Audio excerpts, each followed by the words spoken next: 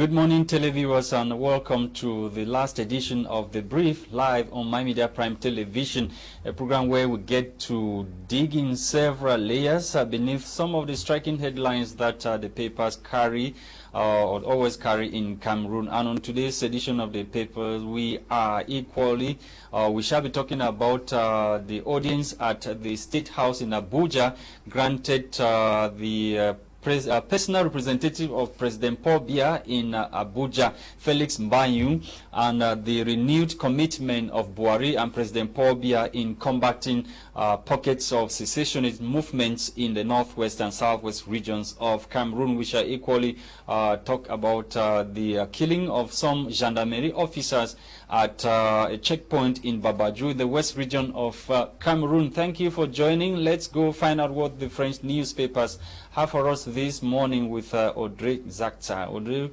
bonjour. Bonjour à toi, LASHA Kingsley. Bonjour à vous, fidèles téléspectateurs. C'est la dernière édition de cette semaine.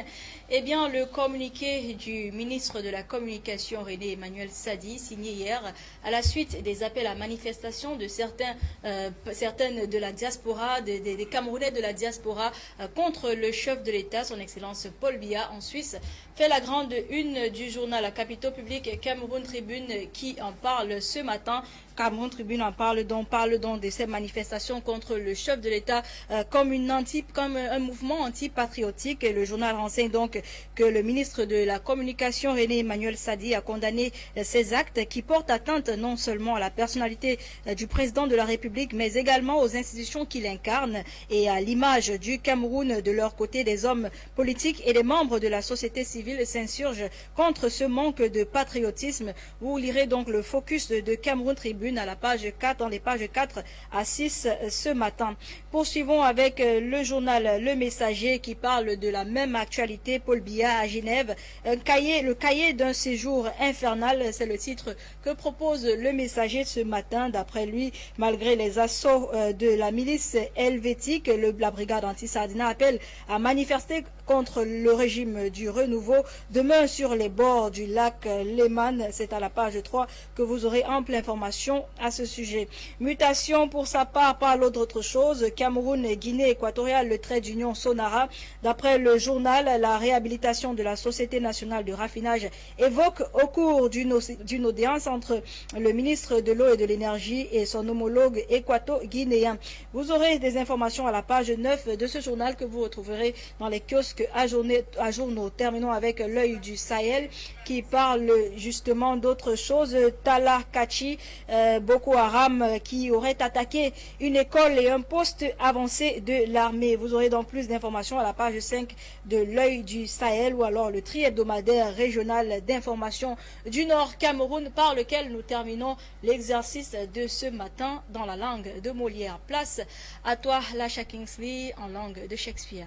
Thank you, AUDREY ZATSA. Let's kickstart with the Watchdog Tribune newspaper, the Watchdog this morning, which is revisiting the audience in Abuja, granted Felix Mbanyu, the personal representative of President Paul Biya in Abuja. We are told by the newspaper that, quoting Muhammadu Buhari, we will be steadfast in our support for a united Cameroon. President Buhari was speaking in Abuja during an audience that he granted President Paul Biya's personal representative, and he goes ahead to say that he is watching over Cameroon's back because Cameroon has always been there when his country was going through tough times in the hands of Biafra movement. Let's talk about President Paul Biya stay in Europe.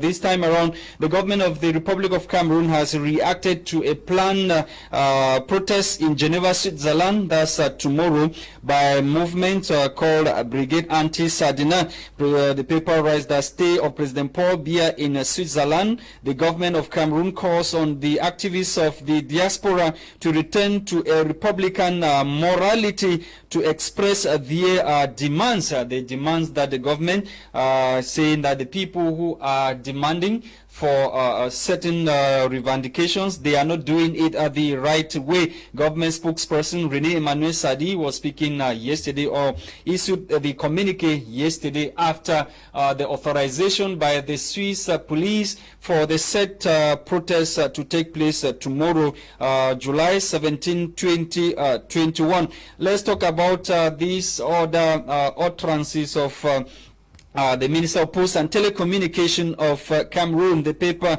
writes that in Postel, a time bomb for Cameroon. The paper goes ahead to question if it wasn't witchcraft, what was her interest publicizing Nextel problem before Parliament? Should be recalled that the Minister of Post and Telecommunication made a certain statement in Parliament which is regarded as very bad by certain or by the management of Nextel company in the country. The Minister of Post and Telecommunication described Nextel or presented Nextel to the face of the world as a bad company. The National Telecommunication or the Loon the telecommunication company belonging to a Cameroonian was presented in Parliament as a bad company by the Minister of Post and Telecommunication of Cameroon. Let's talk about these other headlines. South Sudan independence 10 years after. The paper is questioning this morning, what lessons for Anglophone Cameroonians?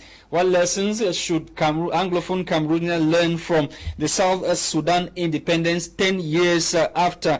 More details in this edition of the Watchdog Tribune newspaper, which is also reporting that 2 gendarmerie officers have been killed in an attack by suspected separatists in Babaju. Babaju is in the west region of Cameroon. The attack took place recently at a checkpoint in that part of the country, and we are equally told by the paper that another gendarmerie officer is reported missing since the attack that was perpetrated by armed men believed to be Ambazonia fighters in that part of the country. Let's talk about these other headlines with The Voice Weekender. The Voice Weekender is interested this morning in the internationally acclaimed Nigerian academic who has dissected 5-year-long conflict in the northwest and southwest regions of Cameroon. You can get more details about the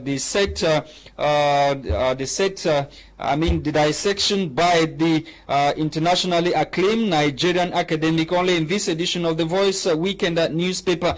The Voice is also talking about the Ambazonia Biafra alliance. The paper writes that Nigeria, Cameroon in synergy to combat pockets of the movement or secessionist movements in the northwest and southwest regions of Cameroon. This is the fruit of a meeting in Abuja, which held at the State House in Abuja between President Paul Biya's personal representative Felix Mbanyu and the President of the Federal Republic of Nigeria, Muhammadu Buhari. Let's talk about accountability. IMF bombard with calls to suspend loan disbursements to corrupt African governments. The International Monetary Fund has been bombarded with calls to suspend loan disbursements to corrupt African nations. Activists call for suspension of IMF disbursement, raising alarm about lack of accountability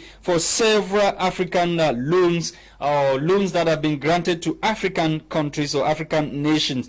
Let's talk about the communique of the Minister the Minister of Communication and Government spokesperson Rene Emmanuel Sadi.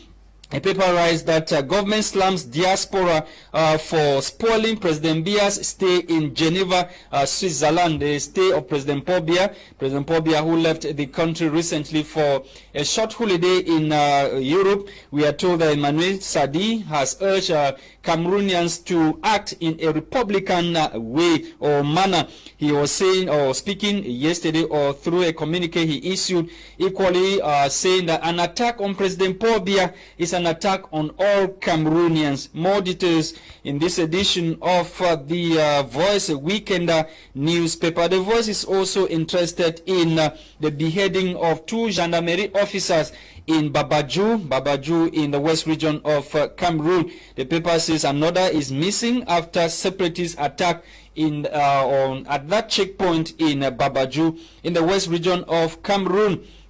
The Muna family heritage squabble redoubles.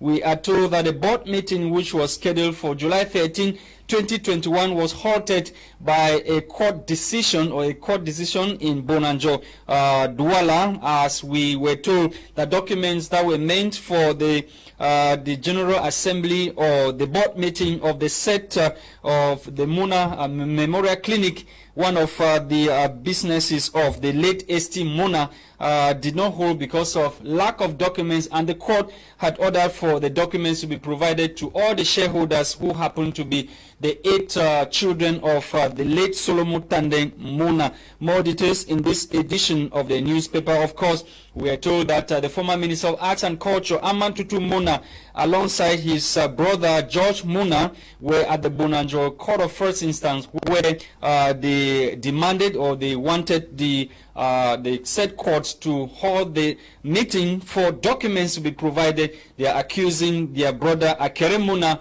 of trying to siphon monies or embezzle money from the clinic of their late father. Let's end with Municipal Updates newspaper. Municipal Updates this morning is interested in the alliance or the renewed commitment of the presidents of the Republic of Cameroon and that of the Federal Republic of Nigeria.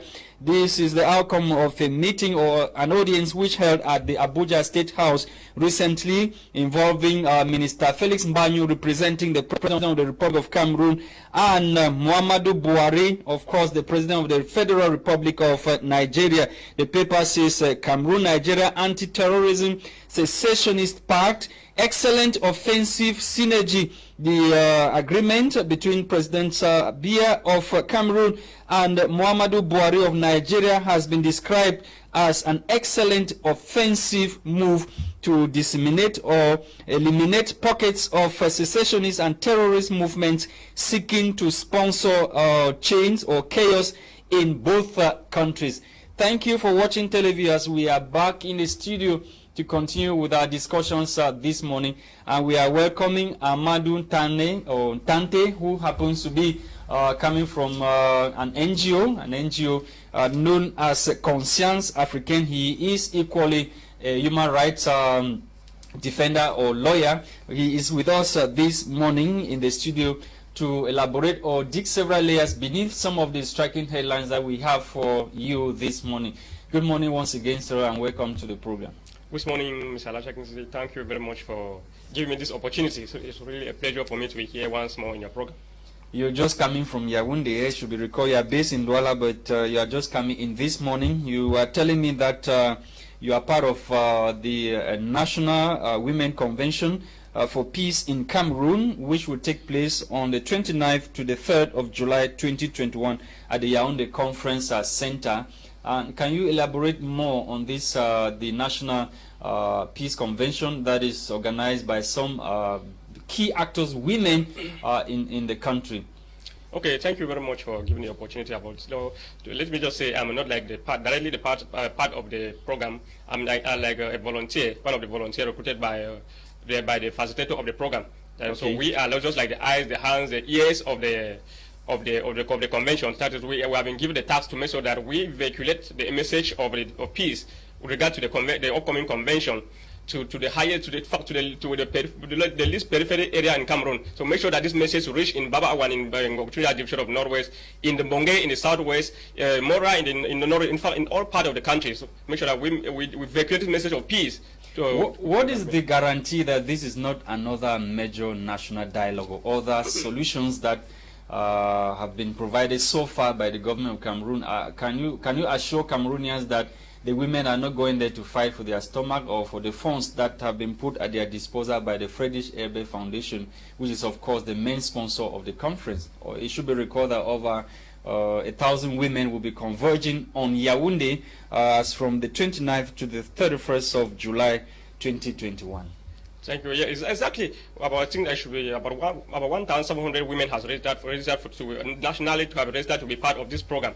So this is the first, I think it is the first national convention for women since all of this crisis started in Cameroon. So we believe that these women, you have first of all understand that it is the women are, first of all, the principal victims of conflicts or all these type of inequalities here in everywhere in the world, and Cameroon in particular. So anything that is often done without the women or in their absence is not, which is obviously done for them and done in their absence is obviously against them. So we believe that when these women will come together, they will create a strong message of peace, in which we definitely believe that it will put an end to this crisis. Okay. Let me just, before I forget this question, you guys, the women are converging on Yaoundé, yes, to solve problems that we have in the far north, the east region of the country, as well as the northwest and the southwest regions of Cameroon. Why Yaoundé? Why did you guys not go to either Mora or go to Santa or to those areas where guns are smoking? I don't think the most important thing is the venue. The most important thing here is for us to vehiculate this message, for the message to pass the message, a strong message to the world. Make sure that we make sure that the different stakeholders listen to this strong message passed by the woman. We know that women. In fact, when I'm talking here as a man, though a man and a woman at the same time, I can say that I'm the son of a woman. I am a husband to a woman, and at the same time a father to a woman. So we as men, we have noticed that we men have been keeping women aside in most of the decision-making position in the country.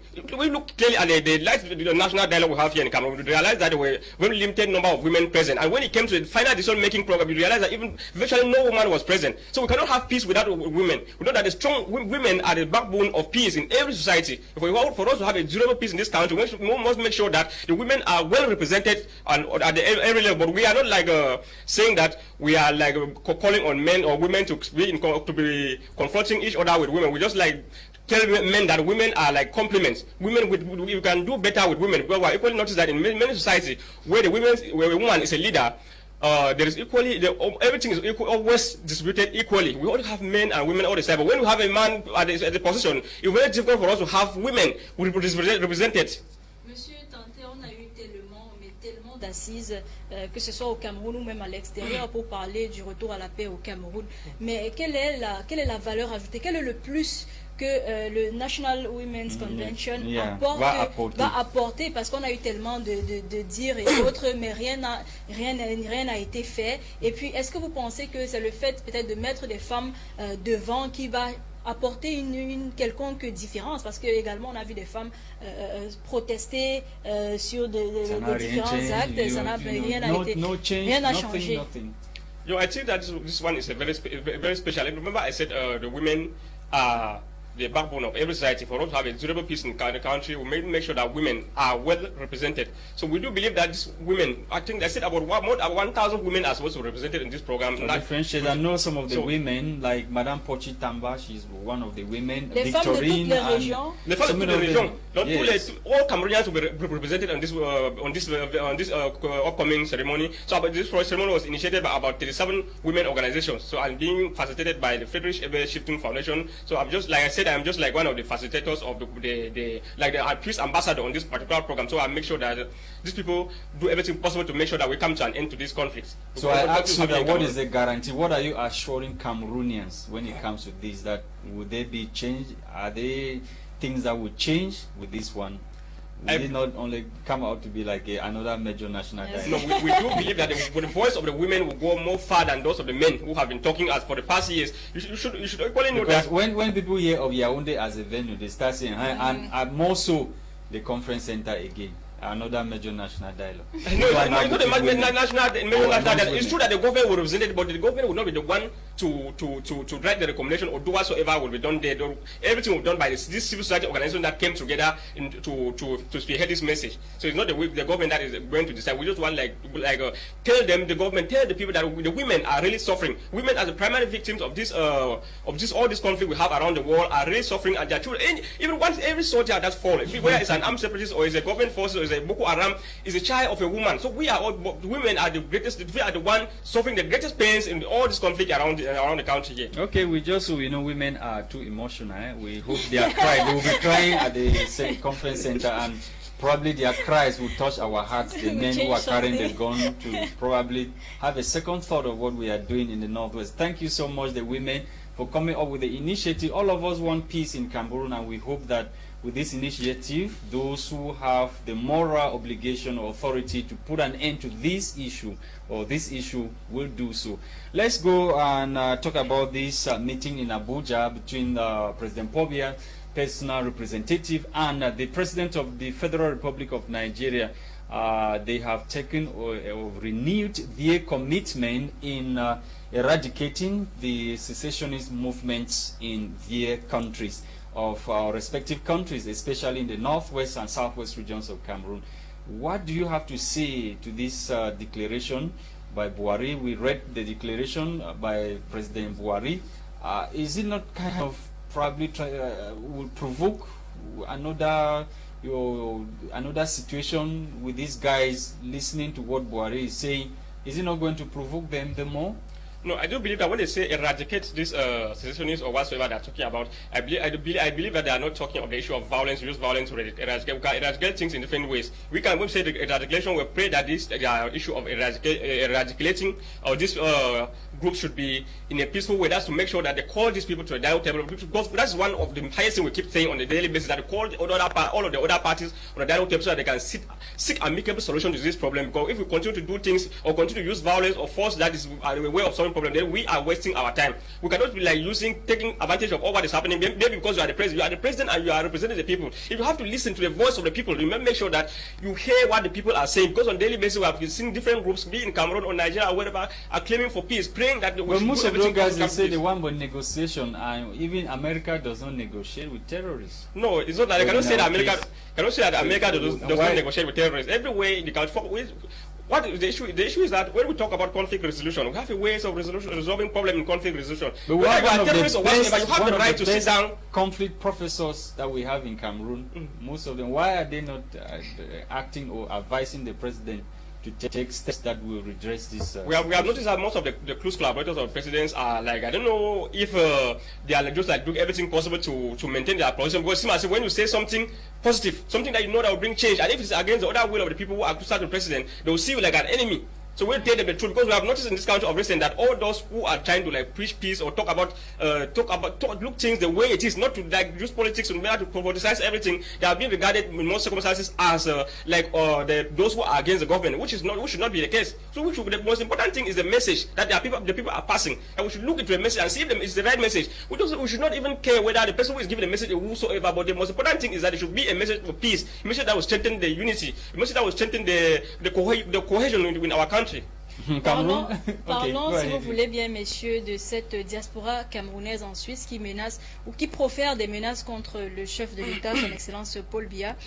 Est-ce que nous, à ce côté, nous, les Camerounais, ici même au Cameroun, est-ce qu'on doit s'inquiéter ou alors il court tout simplement dans le sac? Parce que il faut, s'il faille le rappeler, le chef de l'État c'est une institution et vous conviendrez avec moi qu'il a également ses droits, et je parle même il était élu par le même diaspora et il est protégé par les conventions internationales. Je vais par exemple citer la convention de Vienne en 1961.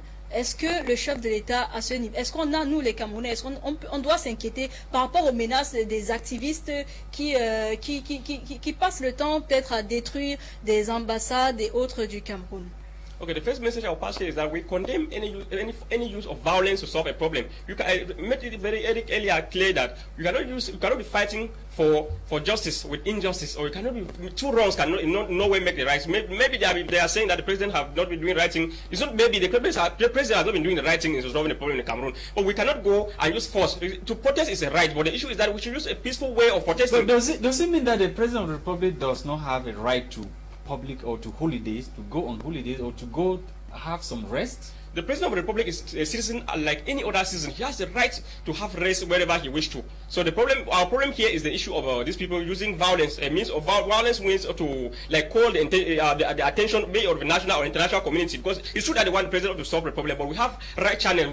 We keep on condemning this issue of violence. This issue of violence to solve a problem. But not in any way solve a problem. D'où ma question justement. Est-ce qu'il faille s'inquiéter? Est-ce que leur démarche peut réussir ou pas? No, it's impossible. We cannot solve a problem with violence. We keep saying this thing on a daily basis. We cannot solve any problem with violence. Let's use a peaceful way of of showing their grievances or expressing their grievances, and not force, not using violence. And the Minister of Communication, who happens to be government spokesperson, yesterday said an attack on President Paul Biya is an attack on all Cameroonians. So why can these people not constitute themselves into a political party, probably the diaspora political party, and go in for election to take over a 2D from President Paul Biya? Why must they do it this way? The truth is that many Cameroonians are already, I don't know, fed up with the fake promises that have been given by the President Paul Biya. Ever since this crisis started, we have been counting here started. People have been called from all backgrounds, been calling on the President Paul Biya to do everything possible to call for an inclusive dialogue so that we can come out of this crisis. But the President keep on, I don't know, playing a delay and a delay tactics. So and people keep dying on a daily basis. Properties keep being destroyed. We keep hearing of terrible news every day. So those are the kind of things that it's true that the President Paul Biya has not been acting well, but we are praying that he uses this opportunity now to call the other party on dialogue table so they can seek solution out but of the other parties, if you listen to them, like some of the parties or the main, let me put stubborn leaders in court who are residing in Norway, their own is war, nothing but war. How do you